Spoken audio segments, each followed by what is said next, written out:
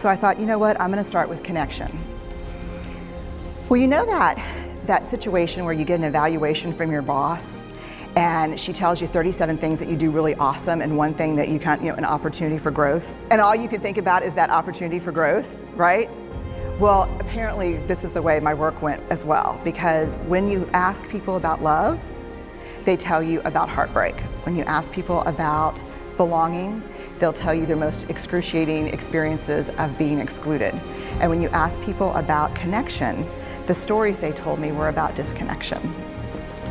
So very quickly, really about 6 weeks into this research, I ran into this unnamed thing that absolutely unraveled connection in a way that I didn't understand or had never seen. And so I pulled back out of the research and thought, I need to figure out what this is. And it turned out to be shame. And shame is really easily understood as the fear of disconnection. Is there something about me that if other people know it or see it, that I won't be worthy of connection?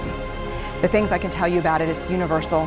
We all have it. The only people who don't experience shame have no capacity for human empathy or connection. No one wants to talk about it, and the less you talk about it, the more you have it.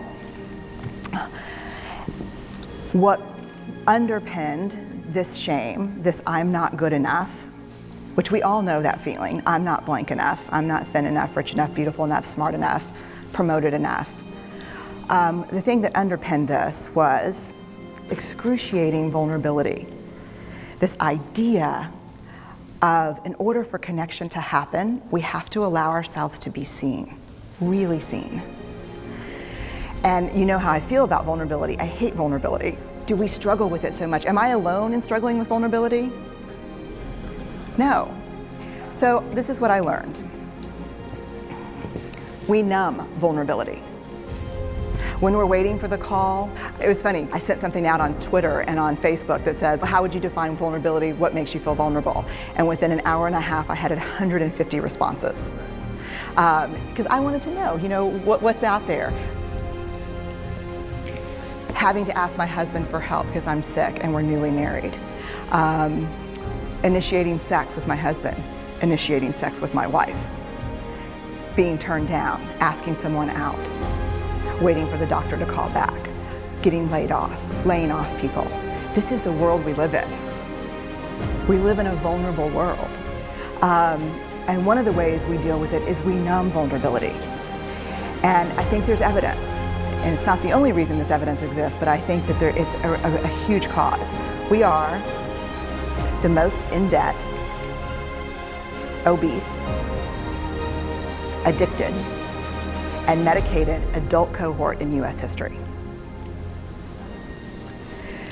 The problem is, and I learned this from the research, that you cannot selectively numb emotion. You can't say, here's the bad stuff. Here's vulnerability, here's grief, here's shame, here's fear, here's disappointment.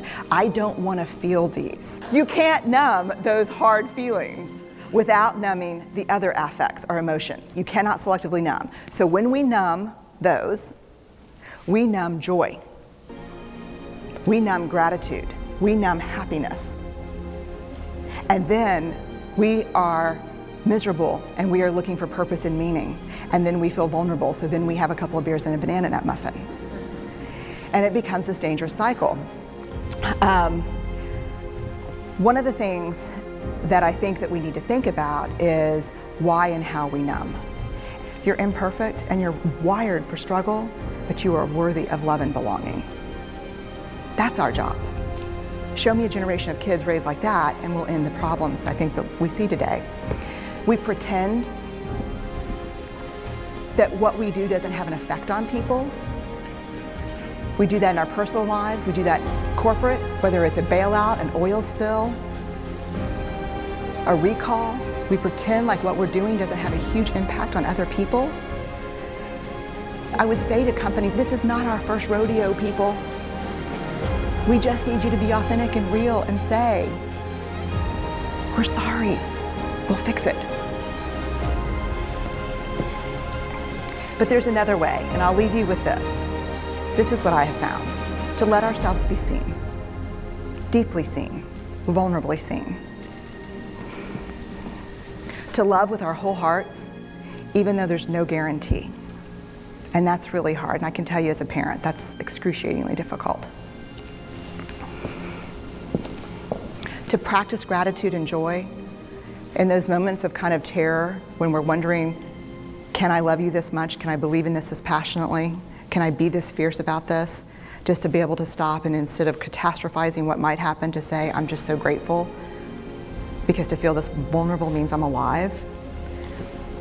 And the last, which I think is probably the most important, is to believe that we're enough. Because when we work from a place, I believe, that says, I'm enough, then we stop screaming and start listening. We're kinder and gentler to the people around us, and we're kinder and gentler to ourselves.